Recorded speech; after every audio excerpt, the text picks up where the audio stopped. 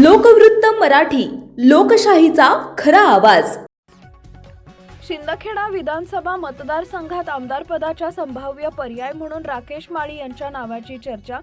लोकनियुक्त नगराध्यक्षा कलावतीताई माळी यांची विजयी रॅली दणक्यात संपन्न, शहरात जल्लोषाचं वातावरण। शिंदखेडा नगरपंचायत लोकनियुक्त नगराध्यक्षा कलावतीताई माळी यांच्या ऐतिहासिक विजयानंतर शहरात भव्य रॅली काढण्यात आली आहे। या रॅलीला नागरिकांसह राष्ट्रवादी काँग्रेसच्या कार्यकर्त्यांची प्रचंड गर्दी उसळली होती। जनतेचा उत्स्फूर्त प्रतिसाद पाहता संपूर्ण शिंदखेडा शहरात विजयाचा जल्लोष दिसून आला। विजय मिरवणुकीची सुरुवात जनता नगर येथील पक्षाच्या कार्यालयातून झाली। ही मिरवणूक भगवा चौक, छत्रपती शिवाजी महाराज चौक, गांधी चौक मार्गे मार्गक्रमण करत अखेर राष्ट्रवादी काँग्रेस पक्षाच्या कार्यालयाजवळ सांगता झाली।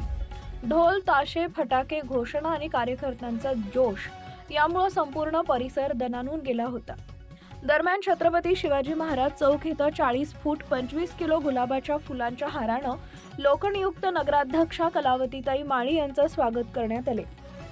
सदर फुल हाराचं आयोजन नाना पान सेंटरचे मालक नाना माळी यांनी केले होते।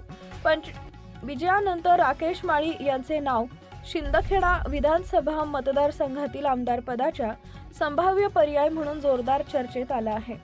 ज्या आत्मविश्वासानं आणि एकतर्फी लढत देत नगरपंचायत नगराध्यक्षपद राष्ट्रवादीच्या ताब्यात आणण्यात आले, त्याच धर्तीवर आगामी विधानसभा निवडणुकीतही परिवर्तनाची लाट निर्माण करण्याची क्षमता राकेश माळी यांच्यात आहे, अशी या राजकीय वर्तुळात दबक्या आवाजात नव्हे तर उघडपणे चर्चा सुरू झाली आहे। शिंदखेडा नगरपंचायतीतील हा विजय केवळ नगराध्यक्ष आणि पदापुरता मर्यादित नसून तो आगामी विधानसभा राजकारणाची दिशा ठरवणारा ठरेल, असे संकेत या विजयी रॅलीतून स्पष्टपणे दिसून आले आहेत।